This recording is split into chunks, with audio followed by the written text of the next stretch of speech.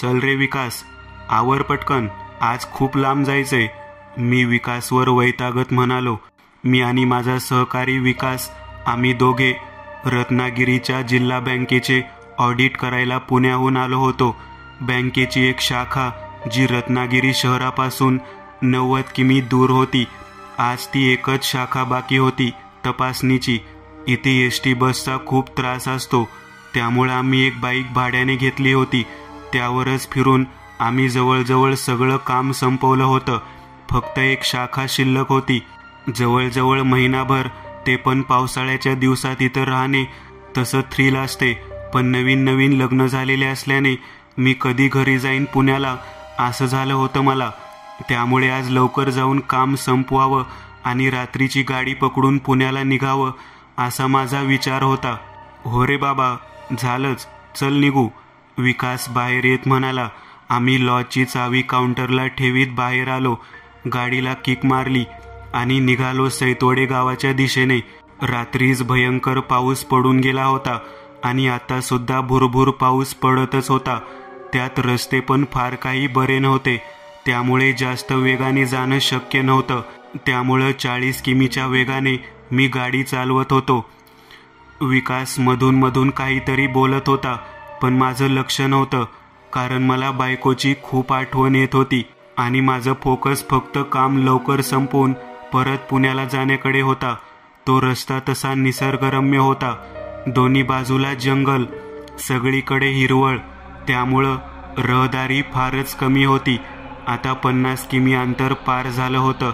समोर एक चहाची टपरी दिसत होती. थोडा ब्रेक घ्यायची इच्छा झाली आणि मी गाडी टपरीजवळ थांबवली. तिथेच मी आणि विकास चहा आणि सिगरेट मारत बाजूला उभे राहिलो. रमेश, कालच्या रत्नागिरी शाखेचा तो शिपाई काय म्हणत होता तुला? मी नीट ऐकलं नाही, पण काहीतरी शापित गाव वगैरे आहे, अंधार पडायच्या आत या वगैरे एवढं कानावर आलं माझ्या. विकास बोलला. काही नाही रे, उगाच घाबरवायची कामं करतात हे लोक. मला म्हणत होता की साहेब, सैतवडे गाव शापित गाव आहे म्हणे, अंधार पडायच्या आत परत या, नाहीतर शक्यतो त्या शाखेला भेट द्यायचे टाळा असं म्हणत होता. मी सांगतो बघ, काहीतरी घोळ असणार त्या शाखेच्या व्यवहारात, म्हणून हे लोक असले काहीतरी बोलून ऑडिटरला घाबरवतात. मी विकासचं शंका निरसन केलं.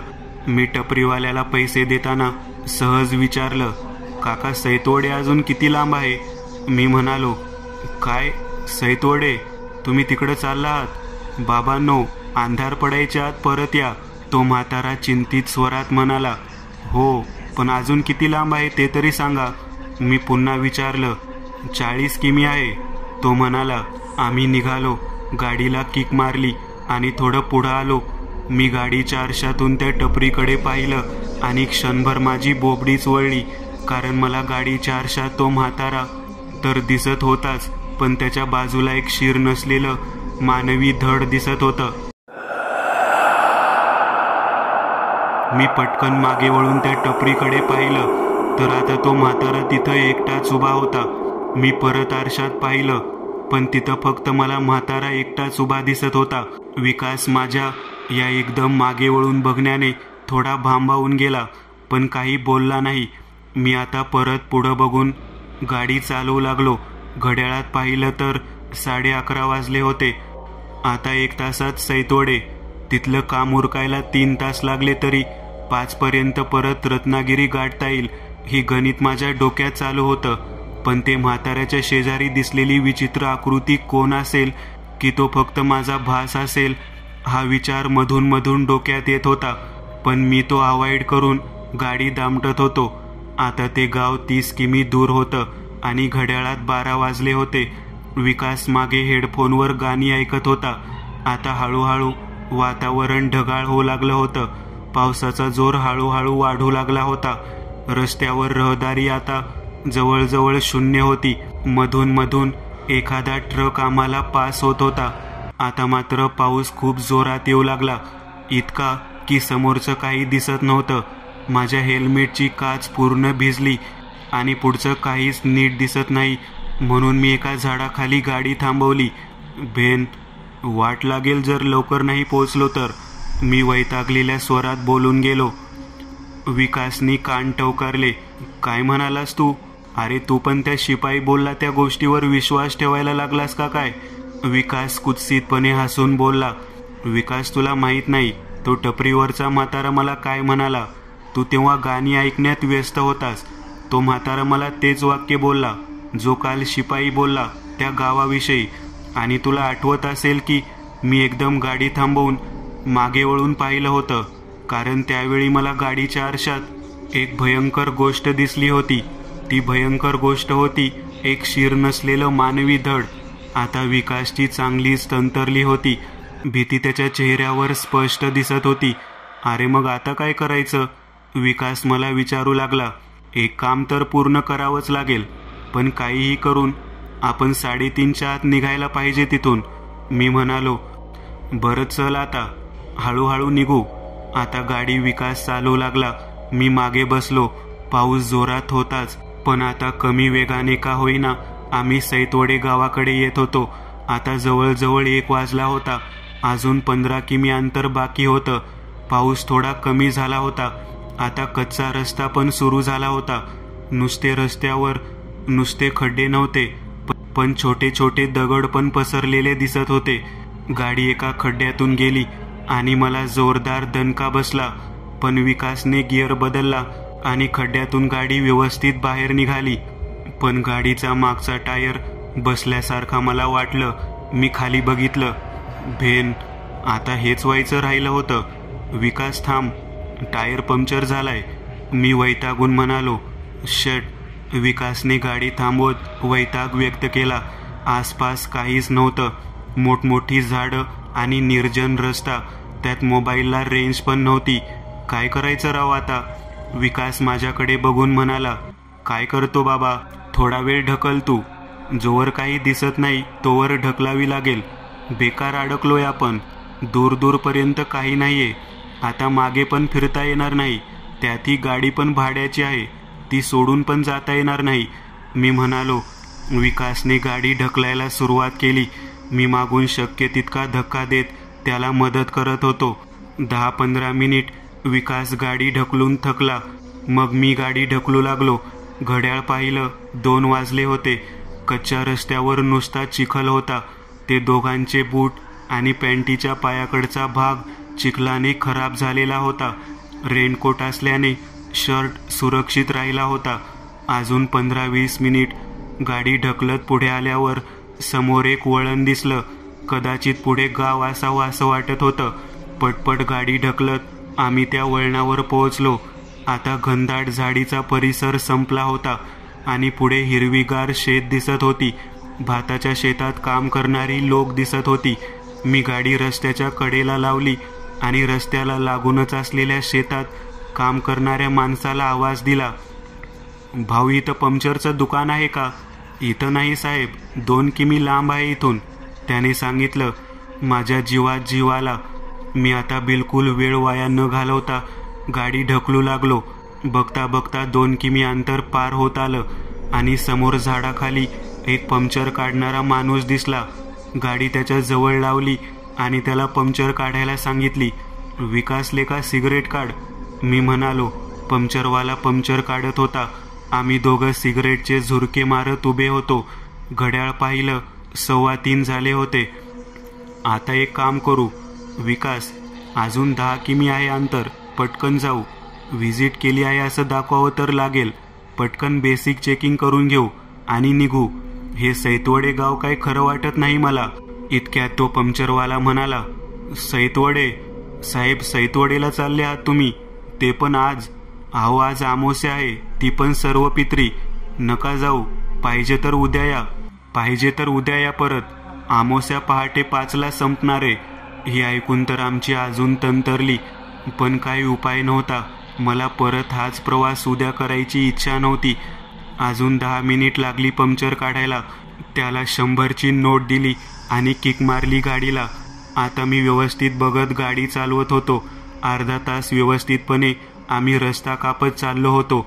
आता समोर लांबून आम्हाला गावाची वेस दिसू लागली. गावातली शेत एकदम निर्मनुष्य होती. एक माणूस पण दिसत नव्हता. आम्ही गावाच्या वेशीतून आत प्रवेश केला. खूप विचित्र वातावरण होतं. पाऊस थांबला होता. गावातली सगळ्या घरांची दारं बंद होती. एक चिटपाखरूही दिसत नव्हतं. माणूसच काय, पण कोणता प्राणी सुद्धा दिसत नव्हता, ना कोणता पक्षी. घड्याळ पाहिलं, 5 वाजले होते. तेवढ्यात गावाच्या मध्यभागी असलेल्या पिंपळाच्या पाटावर उभा असलेला एक माणूस दिसला. तो बँकेचा गणवेश घातलेला होता. साहेब, तुम्ही ऑडिटर का? त्याने आवाज दिला. मी हो असं म्हणालो. चला साहेब पटकन, असं म्हणून त्याने समोरच असलेली बँकेची इमारत दाखवली. मी पटकन गाडी इमारतीच्या इथे घेतली आणि आम्ही दोघे बँकेत शिरलो. मॅनेजर त्याच्या केबिनमध्ये बसलेला होता. खूप टेन्शनमध्ये होता तो. मला बघताच तो पटकन जागेवरून उठला आणि केबिनच्या बाहेर येत म्हणाला, साहेब, अहो किती उशीर केलात? त्याच्या चेहऱ्यावर चिंता दिसत होती. चला पटकन उरकून घ्या, 6ला निघावंच लागेल आम्हाला. बँकेत फक्त 3 जण होते, मॅनेजर, शिपाई आणि एक क्लर्क. विकास आणि मी. आम्हाला दोघांना धडकीच भरली होती. ते सगळं वातावरण बघून क्षणाचाही विलंब न करता आम्ही ठरलेली 4-5 काम वेगाने सुरू केली. मॅनेजर काहीच बोलायच्या परिस्थितीत नव्हता. त्याची नजर फक्त घड्याळावर होती. बऱ्याचदा मला असं वाटलं सुद्धा की नक्की काय आहे या गावाचं रहस्य, का सगळे एवढे बिथरले आहेत. पण त्यासाठी वेळ नव्हता. सगळे असे वागत होते जसे काही 6च्या आत गाव नाही सोडलं तर काहीतरी खूप भयंकर होणार आहे. वेळ वेगाने पुढे सरकत होता. 5:30 झाले. मी व्हिजिट रजिस्टरवर सही केली. आम्ही पुढच्या महिन्यात एकदा परत येऊ. बऱ्याच गोष्टी बाकी राहिल्यात. हो साहेब, पण आता तुम्ही लगेच निघा, नाहीतर खूप मोठा प्रॉब्लेम होईल. अंधार पडायच्या आत या गावापासून 5 किमी लांब असलेल्या देवीच्या देवळाच्या पुढे निघून गेलात तर ठीक, बाकी काही सांगत नाही आता. असं म्हणून त्याने शिपायाला सगळं बंद करायला सांगितलं. मी आणि विकास लगेच बाहेर आलो आणि गाडीला किक मारून निघालो. आम्ही वेगाने पुढे जात होतो. आता सूर्य मावळतीला लागला होता. घड्याळ पाहिलं तर 5:50 झालेली होती. विकास एका अनामिक भीतीने गप्प होता आणि मी सुद्धा, कारण तो सगळं गाव ओस पडला होता. आम्ही गावाची कमान ओलांडून बाहेर आलो. मी वेगाने गाडी दामटत होतो. तितक्यात घनदाट झाडी असलेला परिसर सुरू झाला आणि अचानक पाऊस पण जोरात पडू लागला. इतका जोरात की पुढचं काही दिसत नव्हतं. त्यात जोराचा वारा, इतका जोराचा वारा सुटला की गाडी आमच्या दोघांसकट हालत होती. मी कशीबशी गाडी सावरत चालवत होतो, पण वेग कमी झाला होता. मी घड्याळात पाहिलं, 6:15 झालेले. वर आकाशात पाहिलं तर सूर्य मावळला होता. आता पूर्ण अंधार पडला होता. आम्ही दोघेही आता चांगलेच घाबरलो होतो आणि पुढच्या क्षणाला अचानक वातावरणात कमालीचा बदल होऊ लागला. पाऊस, वारा एकदम थांबले. वातावरण एकदम शांत झालं, पण तरी देखील गाडीचा वेग काही वाढत नव्हता. मी पूर्ण ताकदीने एक्सलेटर देत होतो, पण गाफील 20 किमीच्या पुढं जात नव्हती. जणू काही कोणीतरी गाडी मागून ओढते असं वाटत होतं. आणि अचानक गाडी जोरात फेकल्यासारखी वाटली आणि एकदम वेग घेतला. त्यात माझा गाडीवरचा संयम सुटला आणि आम्ही दोघेही पडलो. क्षणभर काहीच समजलं नाही. काही सेकंद तशीच गेली. मी आणि विकास दोघं उठलो. चल उठ लवकर, असं म्हणत विकासने गाडी उभी केली आणि मी मागे बसलो आणि विकास गाडी चालवू लागला. पण वेग तेवढाच होता. 20 किमीच्या वर गाडी जाईल तर शपथ. विकास, याच स्पीडनी चल, नाहीतर परत पडायचो, मी म्हणालो. तितक्यात माझी नजर जरा बाजूला असलेल्या घनदाट जंगलाकडे गेली आणि माझी दातखिळीच बसली. एका भल्या मोठ्या पिंपळाच्या झाडाखाली एक म्हातारी उलटी लटकलेली होती. अतिशय लुकडी, अंगावर काळी साडी, पांढरे केस आणि चेहरा रक्तानं माखलेला आणि डोळे तर नव्हतेच, फक्त 2 मोठी छिद्र. असं ते भयंकर रूप पाहून मी भीतीने शहारलो. विकास, लवकर पळव गाडी, मागे बघू नकोस, मी जोरात ओरडलो. मी थरथरत होतो आणि विकास माझी अवस्था पाहून घाबरला होता. मी डोळे बंद करून घेतले. काही क्षण कोणीतरी गाडीच्या मागे धावतंय असा भास मला होऊ लागला. मी हळूच भीत मागे पाहिलं आणि माझी वाचाच बसली. ती मगाशी दिसलेली म्हातारी गाडीच्या मागे धावत येत होती. तिच्या चेहऱ्यावर एक विकृत हास्य होतं. आता गाडीचा वेग जरा वाढला होता. ती म्हातारी आता बरीच मागे राहिली होती. माझ्या जीवात जीव आला, कारण समोर लांब 4-5 लोक चालत जाताना दिसत होते. आमची गाडी आता त्यांच्यापासून काही अंतरावर होती. इतक्यात विकासने गाडीचा हॉर्न वाजवून त्यांचं लक्ष वेधण्याचा प्रयत्न केला, पण कोणी लक्ष दिलं नाही. ते 5 जण रस्त्याच्या मधोमध चालत होते. कोणीही कोणाशी काहीच बोलत नव्हतं. सगळ्याच्या डोक्यावर पावसापासून सुरक्षेसाठी वापरलं जाणारं रेनकोट सारखं इरलं होतं. विकासने पुन्हा हॉर्न दिला, पण कोणीच काही लक्ष दिलं नाही. मग त्याने जोरात हॉर्न वाजवला आणि त्या 5ही जणांनी एकदम मागे पाहिलं. ते 5 जण म्हणजे माणसं नव्हती, शीर नसलेली 5 धड होती. विकास आणि मी दोघांनी जोरात किंकाळी फोडली आणि गाडी तिथेच टाकून आम्ही जीव वाचवण्यासाठी जंगलाकडे पळत सुटलो. मी आणि विकास जंगलाच्या दिशेने पळत सुटलो. भीतीने अंगावर शहारा आला होता. जीव वाचवणे आता हा एकच विचार मनात होता. आम्ही आता जंगलाच्या आत शिरलोच होतो. मागे कोणी येत आहे का हे बघण्यासाठी म्हणून मी मागे पाहिलं, पण मागे कोणीच नव्हतं. फक्त गर्द झाडी, वडा पिंपळाची विशालकाय झाड आणि अंधार. पळून पळून दम लागला होता. आम्ही दोघेही थांबलो. पोटात वाकत विकासने मोबाईल काढला. रेंज नव्हतीच, पण टॉर्च लाईट लावला आणि मागे कोण येत आहे का हे पाहायला त्याने टॉर्चची लाईट मारली. थोड्या अंतरावर कोणीतरी लंगडत लंगडत आमच्या दिशेने येताना दिसत होतं, पण अंधार असल्यामुळे आणि टॉर्च लाईटचा आवाका फार नसल्याने नीटसं काही दिसत नव्हतं. आम्ही जीव मुठीत धरून डोळ्याला ताण देऊन त्या दिशेने बघू लागलो आणि काही क्षणात ती हळूहळू लंगडत चालणारी व्यक्ती वायू वेगाने आमच्या दिशेने येऊ लागली आणि काहीही विचार न करता आम्ही दोघेही परत पळू लागलो. मी पुढं होतो, विकास माझ्या थोडा मागे होता आणि ती व्यक्ती वेगाने आमच्या मागे पळत येत होती. इतक्यात ती व्यक्ती माझ्या अगदी बाजूने पळत पळत माझ्या पुढे निघून गेली आणि अंधारात दिसेनाशी झाली. भीतीने अक्षरशः काळीच तोंडाशी आलं होतं. विकास आणि मी जागीच थांबलो. रमेश, चल परत रस्त्याच्या दिशेने जाऊ. यार, तिथं काहीतरी मदत मिळू शकेल. या जंगलात थांबण्यात काही अर्थ नाही. विकास रडकुंडीला येत म्हणाला. मलाही तसेच वाटतंय, चल परत. आम्ही जंगलात फार आत आलो नव्हतो, त्यामुळं रस्ता फार लांब नसणार याची मला खात्री होती. आम्ही परत उलट दिशेने चालू लागलो, म्हणजे ज्या दिशेने जंगलात शिरलो होतो. हृदयाचे ठोके चांगलेच वाढले होते. गार वातावरणात पण दोघांना घाम फुटला होता. आजूबाजूला सगळं शांत होतं. फक्त आमच्या दोघांच्या पावलांचा आवाज होता. त्या शांततेत एक सुरेल अंगाईचा आवाज माझ्या आणि विकासच्या कानी पडला. तो एका बाईचा आवाज होता. आवाज जसजसे आम्ही पुढे चालत होतो तसतसा तो आवाज जवळून येऊ लागला होता. माझी आणि विकासची भीतीने पुरी वाट लागली होती.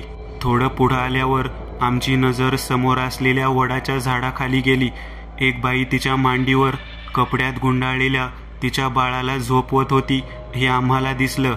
एक बाई यावेळी, ते पण या ठिकाणी, ते पण एका लहान बाळाला घेऊन. काहीतरी विचित्र होतं ते.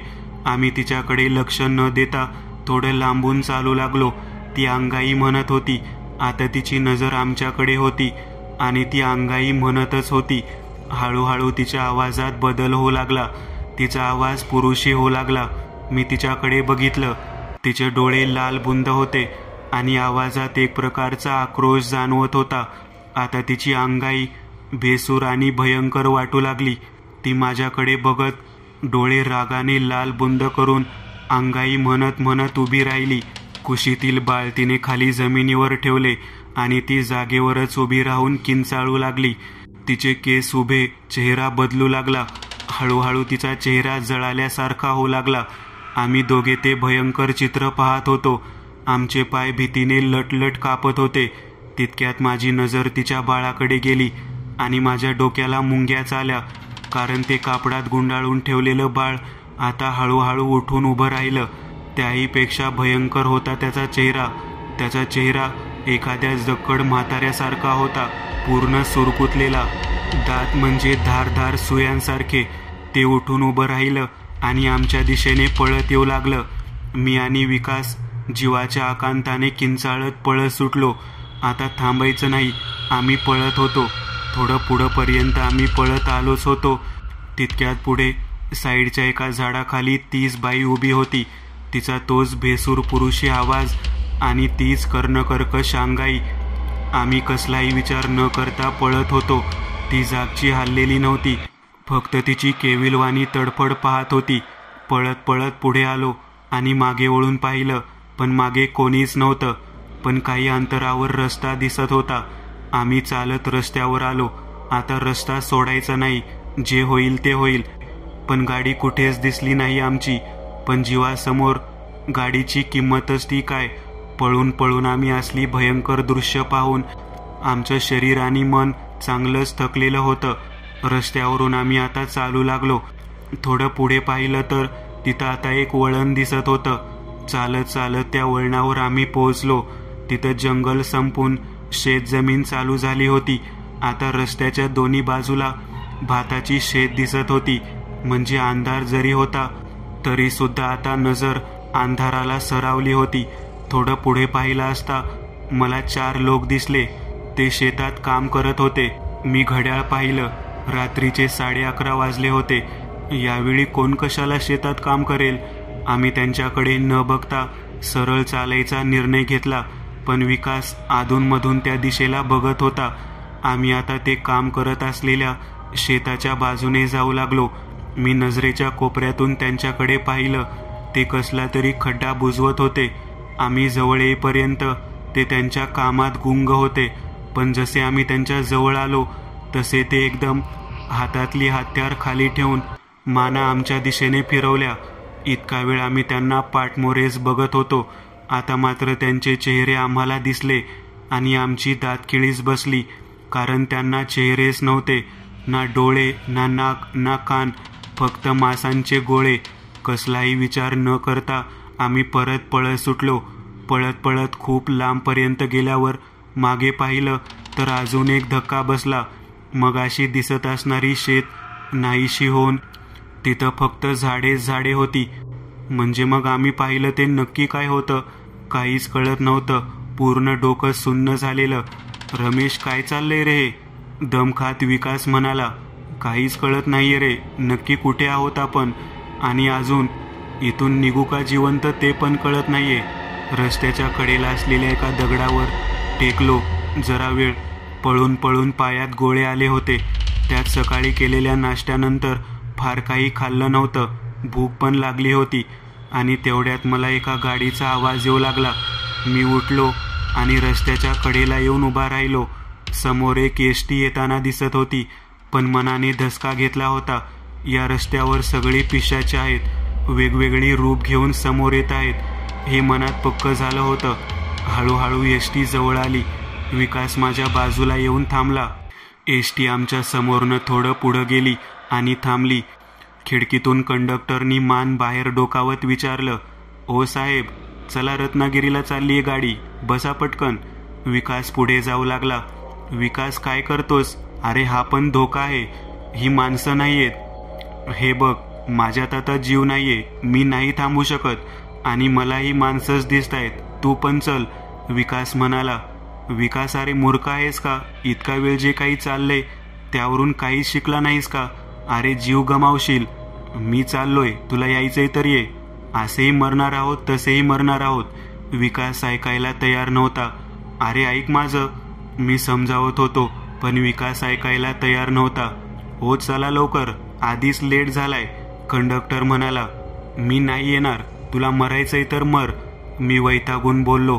विकास एसटीमध्ये चढला आणि एसटीचं दार जोरात बंद झालं. एसटी धुराळा उडवत निघून गेली.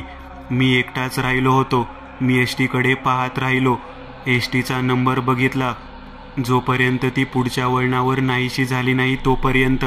आता तर मी एकटाच राहिलो होतो. आजूबाजूला गुडूप अंधार. मोबाईलचा टॉर्च जो होता तेवढाच प्रकाश राहिला होता. मधून मधून मला वेगवेगळे आवाजाचे भास होत होते. कधी आईचा आवाज तर कधी बायकोचा आवाज. घड्याळ पाहिलं, 12:30 झालेले. घड्याळावर नजर मारून मी पुन्हा रस्त्याकडे समोर पाहिलं. कोणीतरी रस्त्याच्या एका बाजूने दुसऱ्या बाजूला पळत झाडीत गेल्याचं मला दिसलं. माझी पाचावर धारण बसली. माझ्या चालण्याचा वेग मंदावला, पण त्याच दिशेने चालण्याव्यतिरिक्त दुसरा पर्याय नव्हता. मी पुन्हा थोडा पुढे आलो, पण आजूबाजूला बघत होतो. तितक्यात माझ्या बाजूच्या झाडीत कोणाच्या तरी पावलांचा आवाज आला. मी घाईघाईने पुढे चालू लागलो. आता मला माझ्या मागे कोणीतरी येत आहे असा आभास होऊ लागला. मी मागे पाहिलं आणि क्षणभर हृदय बंद पडते की काय असंच वाटलं. एक पांढरी दाढीवाला मुसलमान म्हातारा रस्त्याच्या मधोमधून माझ्या मागे चालत येत होता. काहीतरी पुटपुटत होता तो. त्याची नजर माझ्याकडे होती. नजरेत राग होता. मी त्याला पाहून होता नव्हता तेवढा जीव एकवटून पुन्हा पळत सुटलो. पळत पळत मी पुढच्या वळणावर आलो. मागे पाहिलं, कोणी नव्हतं, पण पुढे पाहिलं तर माझ्या डोळ्यांवर विश्वास बसला नाही. रस्त्याच्या कडेला एक संपूर्ण जळालेली एसटी उभी होती. ही एसटी आम्हाला येताना दिसली होती, पण तेव्हा जास्त विचार करायला वेळ नव्हता. मी त्या एसटीच्या जवळ गेलो. ही तीच एसटी असावी ज्यात बसून विकास गेला होता. क्षणभर दुःख झालं, कारण माझा मित्र गेला. मी सांगत होतो, माझं ऐकलं नाही. मी क्षणभर विचार करू लागलो की जर आता मी इथून जिवंत परत गेलो तर विकासच्या घरच्यांना काय उत्तर देऊ आणि मी जे सांगीन त्यावर कोणाचा विश्वास बसेल. तितक्यात माझ्या कानावर कर्णकर्कश किंकाळ्यांचे रडण्याचे आवाज पडू लागले आणि मी स्वतःला सावरले.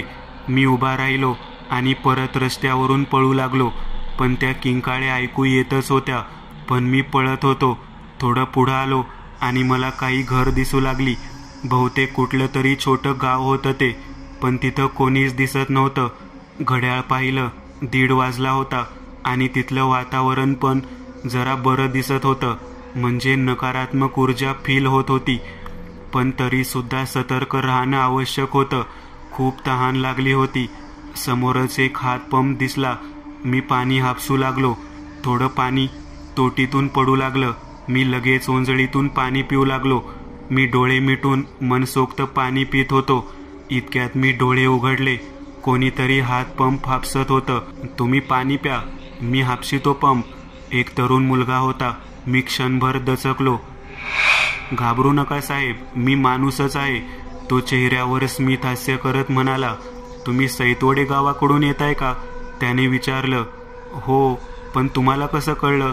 मी सावध होत प्रश्न केला, कारण मला 100% खात्री होती की हे पण पिशाचे आहे. अहो, आमोसेला हे असलेच प्रकार घडतात या भागात. गेल्या आमोसेला पण असंच 2 जण रात्रीचे जीव वाचवत इथं पोहोचले होते. मग आमच्याच घरी थांबले रात्री. सकाळी गेले सुरक्षित. तो म्हणाला. घाबरू नका, तुम्ही आता सुरक्षित आहात. माझं घर समोरच आहे, ते बघा. असं म्हणत त्याने समोर असलेल्या घराकडे हात केला. घरातून एक बाई दारात आली. काय रे संजू, कोण आहे? तिने लांबून त्याला विचारलं.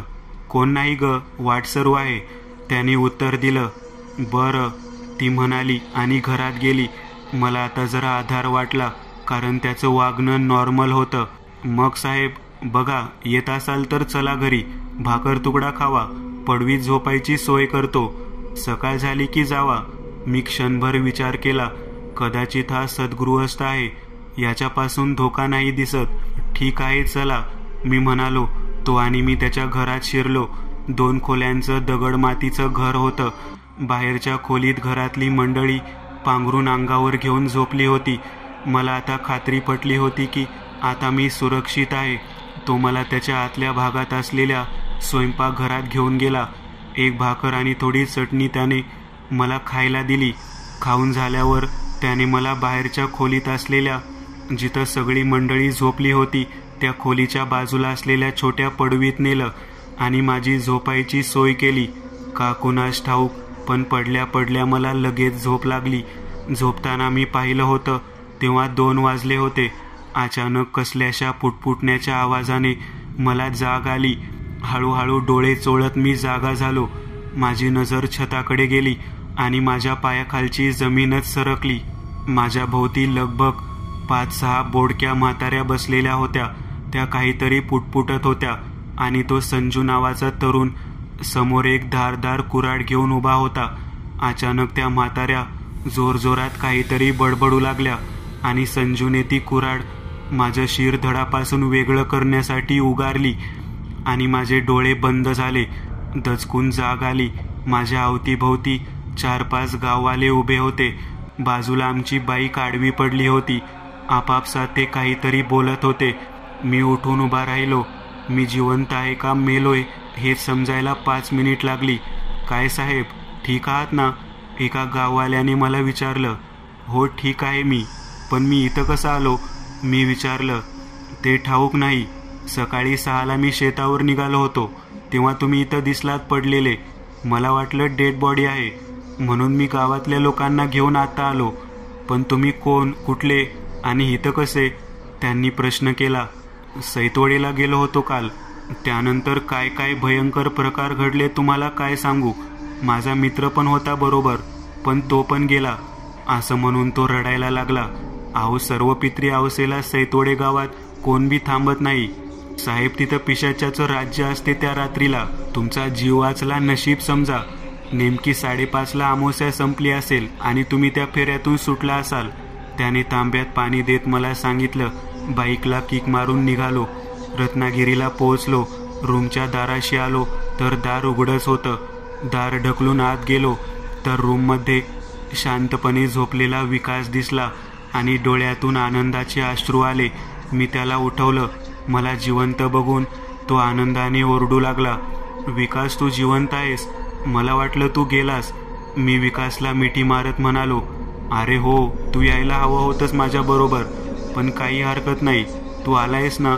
कधी कधी सगळ्या गोष्टी नशिबावर सोडून द्यायच्या. कधी कधी जे दिसतं ते खरं असतं असं नाही, आणि जे दिसत नाही ते खरं नसते असं पण नाही. आज या घटनेला 8 वर्ष होतील. प्रत्येक सर्वपित्री अमावस्येला आम्हाला दोघांना आमचा तो प्रवास आठवतोच. त्यानंतर परत कधी त्या गावाचं नाव जरी ऐकलं तरी अंगावर काटा येतो.